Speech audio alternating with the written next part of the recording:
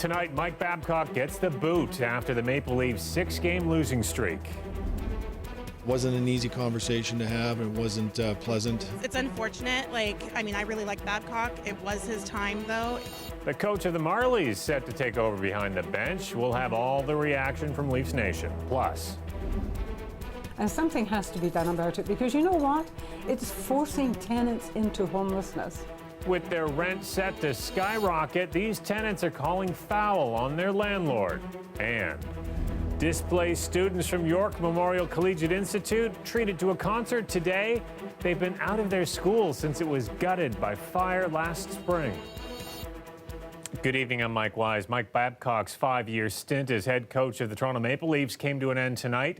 It was a move that many fans were quietly talking about. The Leafs have been struggling this season, but it sent shockwaves through the city nonetheless. Greg Ross joins us now live outside Scotiabank Arena. Greg, you've been talking to Leafs Nation, getting reaction to this tonight.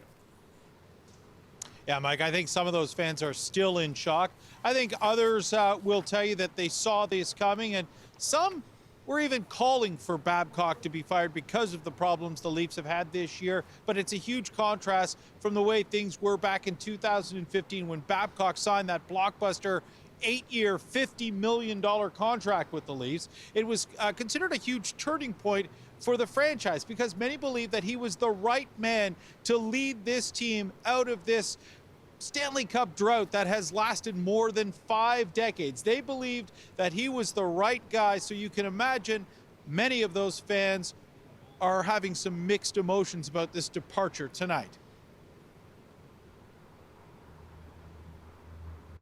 Well, I don't think that all the messing with the lines that he's done as of late has really proven to be prosperous for us. And I think that we need a little bit more stability in our lines. And I think that that'll probably help us moving forward. He was a legend. They wanted him here, and he was a legend. And now all of a sudden the team's doing poorly, so it's his fault. No, there's more to it than that. I mean, it was time, though, honestly. Something had to do. I mean, what happened with the Raptors, right? When all those changes, as hard as it was for the fans, we got the championship. Same for the Leafs. It was time. Well, what are you hearing from the organization, Greg? Well, the club is saying that this was a necessary move. Not that Mike Babcock had done a bad job in his 4+ seasons as the head coach of the Toronto Maple Leafs. He had a great record in the regular season. He had led the team to the playoffs in each of the last 3 years, but it was his record ultimately in the playoffs. That was the big problem. The Leafs had been eliminated in the first round of the playoffs in each of those seasons. And I think after last year, many fans, the team had had enough. This is a team that they had expected to progress further than this. And I think there was a lot of pressure coming into this season on Mike Babcock. The thought was that he had to go deeper into the playoffs. And when they started to struggle this year, I think a lot of people started to get worried. They didn't want this to go on for too long. And then a 6-game losing streak, the current 6-game losing streak that this team is on, that was enough. That was the final straw. And today, president of the team, Brendan Shanahan, flew to Arizona, where they are on a road trip right now, because he wanted to deliver this news to Mike Babcock in person. I think it's just been something that you watch and you've been monitoring for a while, and Kyle and I are in constant communication. I think that it really just came down to the last couple of weeks, and it got to the point where we spoke in the last 48 hours, and again, I just felt that it was something that needed to be done, and Kyle felt the same way. So seeing as I had been the one that hired Mike, I thought that it was very important for me to get on a plane this morning and fly here and face Mike and be with Kyle to tell him myself that we had made a decision together that we thought was in the best interest of the club. So we had the expectations of the city on Mike Babcock. Now they fall to someone else. Tell us more about his replacement, Sheldon Keefe. Well, Sheldon Keefe's the guy that actually joined the Leafs organization the same time Babcock did, taking over as the head coach of the Toronto Marlies, the Leafs' farm team, their minor league affiliate. He's a guy that many have said that they have been grooming to take over as the head coach of this team. They actually paid him quite a bit of money to stay and coach with the Marlies. He actually won a Calder Cup, a championship with the Marlies 2 years ago. So he's done very well in his position with the minor league team, but now he becomes a rookie head coach in the NHL. And we mentioned, trying to groom him for this job. Now we'll see if he is the right man to take over for Mike Babcock to lead this team back into the direction that they have been headed for the last 4 years. We'll see if the Leafs can start winning hockey games again, Mike. And we'll start seeing that tomorrow when they play Phoenix. Many former Marlies playing underneath him tomorrow with that first game. Thanks a lot, Greg. Now, for more on what's led up to Babcock's firing, we spoke to Matt Larkin. He's a writer with the Hockey News, and he says Babcock and Leafs GM Kyle Dubas have clashed in the past over their differing visions for the team. There was always that tension of old school versus new school, and Babcock had the tendency to just lean on older veterans. There was controversy in the playoffs when the Leafs lost Game 7 to Boston. Patrick Marleau, 39 years old, going on 40, played more minutes than Austin Matthews in the third period, and there was a lot of controversy about that.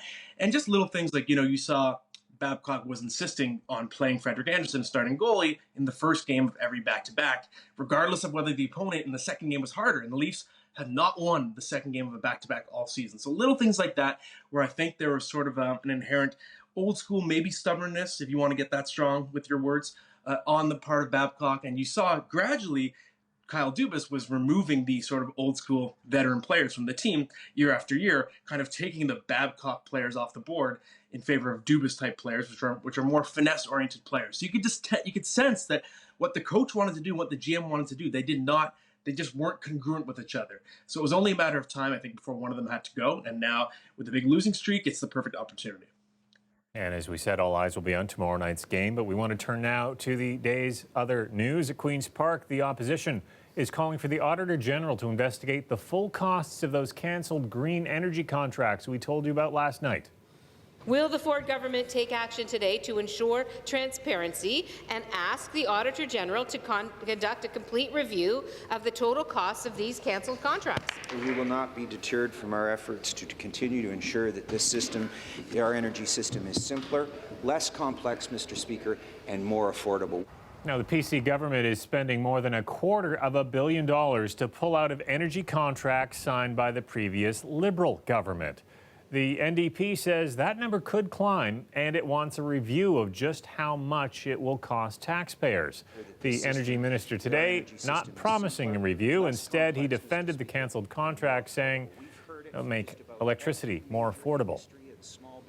Ontario's Special Investigations Unit is looking into an early morning incident in Mississauga that left a 30-year-old man dead. Peel police responded to a report of a suspicious person on a neighborhood street near Bloor and Tompkin around 3 a.m.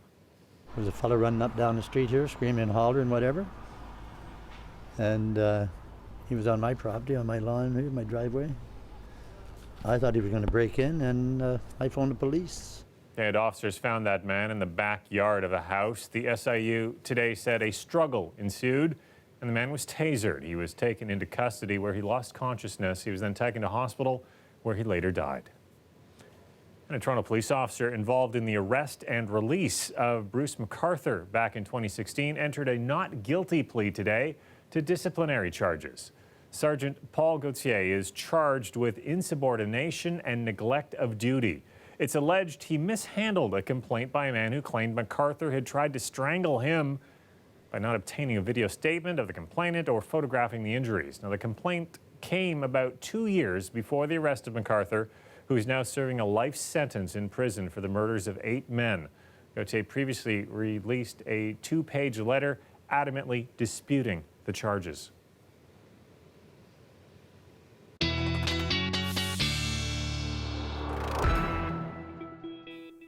Colette Kennedy's here with her first look at the forecast. The morning's going to be okay tomorrow, but you might need the umbrella for the commute home. Yeah, so you got to remember that when you're heading out the door, is that you likely are going to be needing it as the day wears on. Now, the only other thing in the morning would be a little bit of reduced visibility because of patchy fog development again tonight. But by afternoon, those rain showers developing, maybe a bit patchy at first, meaning we'll get some showers and then there'll be some breaks and then kind of filling back in again. But it will fill in through the overnight and actually actually becoming quite breezy as we go later Thursday into Friday. So here's kind of the scenario. We've got some of that cloud cover in the morning, may still have some peaks at sun to start the day off, and then into the later afternoon, or say mid-afternoon towards the later afternoon, we'll see the rain pushing in. As you can see, there are kind of some spots in there where we could get some little breaks around the GTA. So around 8 p.m., may stop for an hour or so before it all fills back in, more significant to the north of us. And then as some colder air filters in, some light, wet snow, very light, but still coming in on the backside. But by Friday morning, we're starting to clear things out. Could have some flurries around the GTA, but we'll get into sunshine with those breezier conditions and northwesterly winds into the afternoon. So temperatures tonight, -3. Tomorrow afternoon, 6 degrees with the southerly flow. I'll show you how the temperatures will change once the system moves through coming up, Mike. Okay, thanks, Holly. You're welcome. A group of tenants are concerned some seniors in their building on Avenue Road could wind up homeless due to rent increases. The building's landlord applied for a rent increase that's above guidelines, and tenants say it could end up adding about $100 a month to their rent. Angelina King explains. You can see here how much it is. Agnes Von Maren has lived in her apartment for more than 30 years. For the last year, she's been poring over papers fighting a proposed rent increase. She says her rent could go up by around $100 a month and that tenants could face a 6.2% increase next year. Which is extraordinary. And something has to be done about it because you know what? It's forcing tenants into homelessness. These increases. Tenants have been meeting to fight the increase. They say about 40% of the building are seniors on fixed incomes. They can't afford to move and they can't afford to stay. Each year, the province sets a maximum rent increase. For next year, it's 2.2%. But landlords can apply to raise rent on top of that under certain circumstances, including if their taxes have increased significantly or if they've done major renovations. The work can't include routine maintenance and cosmetic work. The tenants say work in their building included balcony restoration, new carpets, and lobby renovations. The building is 62 years old. Hollyburn Properties bought it in 2015 and says it needed lots of work. It says it's improving the livability for residents and ensuring the building is safe. In a statement, the company says there is a formal process to substantiate their work and says Ontario allows landlords to recoup some of the costs of significant updates through a rental increase. The increase has yet to be approved. The tenants that don't have to pay for it because this tenant advocate says his organization hears complaints of above guideline increases every day. He's been pushing the government to get rid of the practice. What's infuriating for tenants is what's their original rent for in the first place? They're already paying rent to do the maintenance for the building. Landlords just are able to gouge them for more. And that's just because the law allows them to. In hopes of a decrease, the tenants say they went through mediation in June and have been waiting on a landlord and tenant board hearing since then, but no date has been set. Angelina King, CBC News, Toronto. Well, the Ontario government announcing a $90 million investment in dental care this morning. It's aimed at giving low-income seniors access to free routine checkups. Our seniors built this province. We need to make sure that we take care of our seniors because they've always taken care of us. The province says the program will help more than 100,000 seniors. They say the funding is aimed at reducing the thousands of dental-related emergency room visits in the province each year. Eligible seniors must be 65 and over without dental benefits. They must also have an income of less than $19,000 a year for a single person and about $32,000 for a couple. Seniors can apply online or through their local public health unit.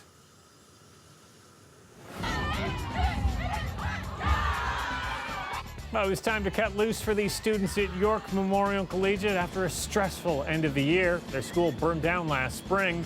Today's celebration was all thanks to some generous alumni. We'll bring you the details after the break.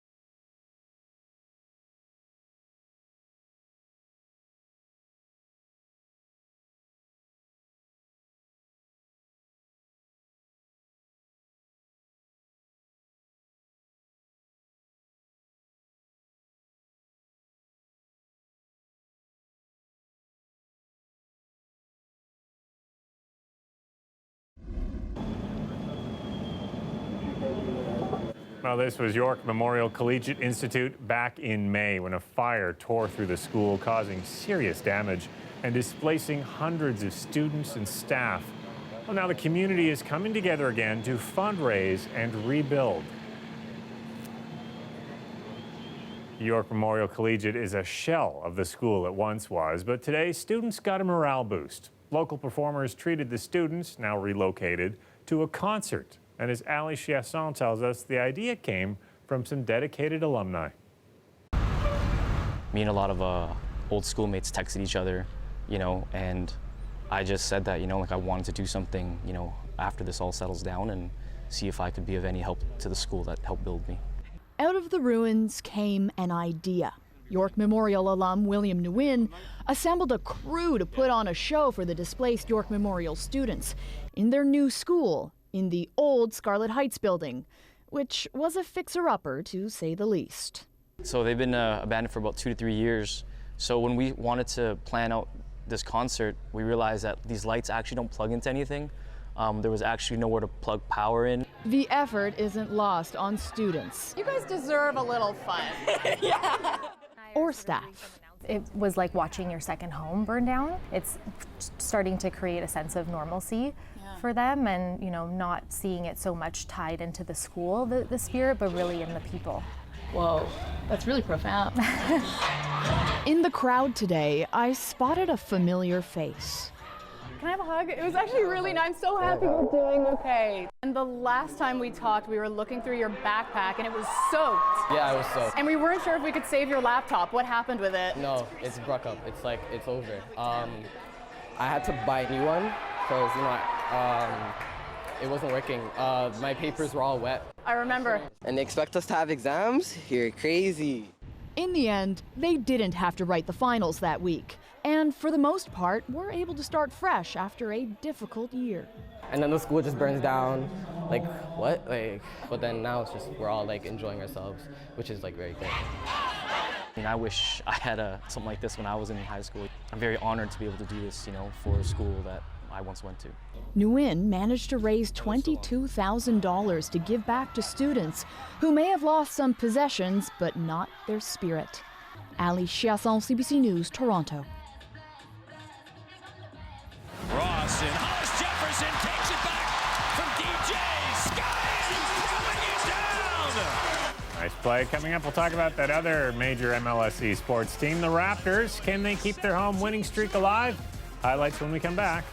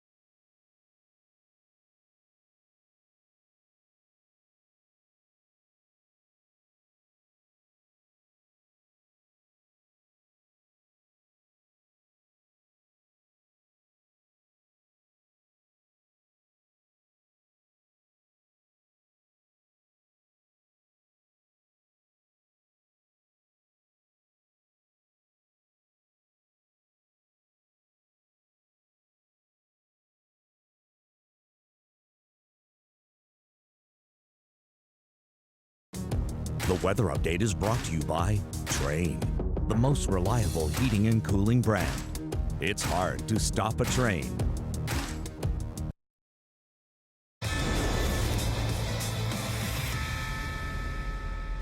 The Raptors at home tonight against Orlando, and after both teams scored 32 in the first, the Raps really started to heat up in the second. Rondé Hollis-Jefferson picks up a steal here, goes in with a left-handed jam. That caps off a 17-2 run to put the Raps up by 11. It was a big night for Fred VanVleet. Third quarter, now up 8. He beats 2 defenders, makes it an even 20 points on the game. That extends Toronto's lead to the double digits. To the fourth this time, VanVleet not able to finish, but watch who's there. Montreal's Chris Boucher with a huge putback. Toronto continues to run away with this game. 113-97. They remained a perfect 6-0 at home.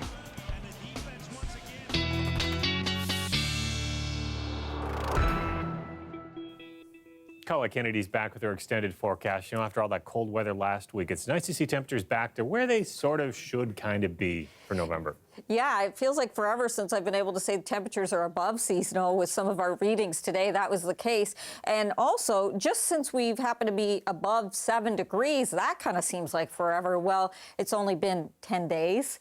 Back on the 10th of November, we hit 7.4. But today we were milder than that. Our average high, though, at this time of year is 6. Average low minus 1.4. And there's a look at your readings. So a couple degrees above seasonal. Toronto up at 8 degrees. Markham at 8. St. Catharines 7. Hamilton, you popping up to 7 degrees too. And with some sunshine today, it really felt nice. Well, some of that cloud cover pushing in through the overnight, a little bit of fog, some patches you'll find where the visibility is reduced yet again. And the atmosphere is not mixing very well through the overnight because the winds are on the lighter side. Those winds will pick up, though, towards the latter part of tomorrow and into Friday. But we start the morning off dry, but take your umbrella or whatever gear you need with you, because into the afternoon, we're going to see those rain showers developing. At times they may be a bit patchy, but then kind of filling back in through the overnight on Friday with some colder air filtering in. That will turn over to a light mix or a little bit of light wet snow, and a few of those flurries may just pass through the GTA as it's working its way out of here. Accumulation should be very, very minimal, though, because it will be moving so quickly. And just a look then at Friday morning, the sky's already starting to clear. Now, the flow will be coming from the northwest, so although temperatures tomorrow are kind of mild into Friday, they will be early and then likely kind of falling through the day, setting us up for a cooler start to the weekend. So just to look at some of those winds too. Southwestern Ontario back towards Windsor, we'll be seeing those getting stronger as early as tomorrow morning, and then we'll see some of those stronger wind gusts over 50 kilometers an hour stretching especially down towards southern parts here of the Golden Horseshoe, St. Catharines, Niagara Falls, even Hamilton. You'll see some of the stronger winds, and they'll pick up all around, and then Friday eventually start coming down through the day. Overnight tonight, you get patchy fog as well, again, in southwestern Ontario. So there you go, 1 degree, your overnight lows.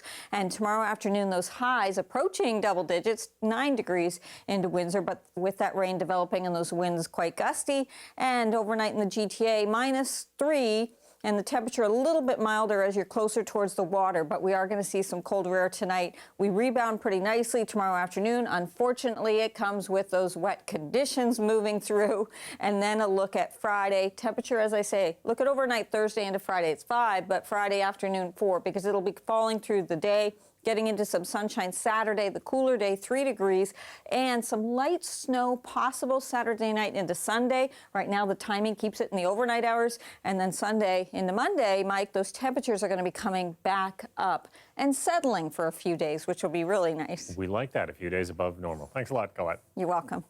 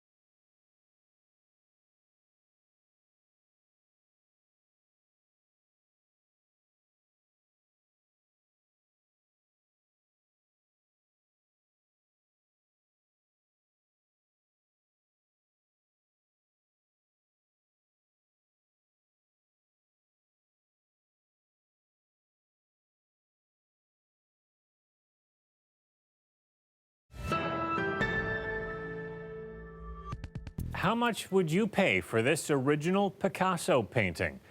Probably not over $9 million, but that's what it went for tonight at auction. Tonight in Toronto, Picasso's iconic Femme au Chapeau sold for $9.1 million at the Heffel auction. The painting dates back to 1941 and becomes the most valuable work by a non-Canadian artist to ever sell at auction in Canada. Well, Trucks for Change held their 5th annual food sort today, all in support of the Daily Bread Food Bank. 2, 1, sort! We get in thousands and thousands of pounds of food and we need to sort it. So our public donates very generously. We need to sort that food so it can go to our member agencies, so it can go to people in need. About 130 people from more than a dozen trucking companies took part. In all, they sorted through 42,000 pounds of food. Trucks for Change donates their time each year for the event, but they also give back in other ways. Most charities across the country, their biggest problem, other than funding, is transportation. So on a daily basis, we are hauling donated food and materials across the country, either free of charge or at reduced rates to help the charities. All of that sorted food will be delivered to agencies across the GTA to serve individuals and families in need. To date, Trucks for Change has raised more than $100,000 through food sort challenges. Congratulations to them. That's a hard job. Before we go, as you may have seen on The National, the lead singer of the band Spirit of the West died today. John Mann had early onset Alzheimer's disease, but still managed to perform until just a few years ago. We want to leave you now with some music from his final public performance at a fundraiser at the Horseshoe Tavern back in 2016.